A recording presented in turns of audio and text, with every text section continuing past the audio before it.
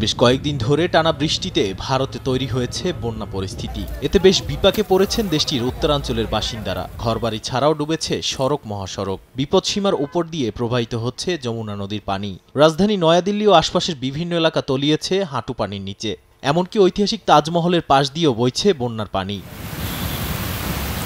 চলমান পরিস্থিতিকে ভয়াবহ হিসেবে আখ্যা দিয়েছে স্থানীয় প্রশাসন। বিপজ্জনক এলাকা থেকে বাসিন্দাদের সরে যাওয়ার নির্দেশনার পাশাপাশি জারি করা হয়েছে সতর্কতা। এমন অবস্থায় পাকিস্তান সীমান্তবর্তী বাঁধ খুলে দেওয়ার সিদ্ধান্ত নিয়েছে সরকার।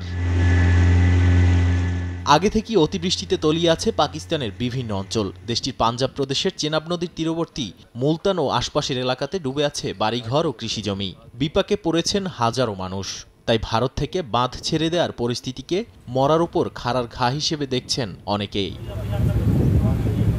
নাদিম মারজান, সময় সংবাদ।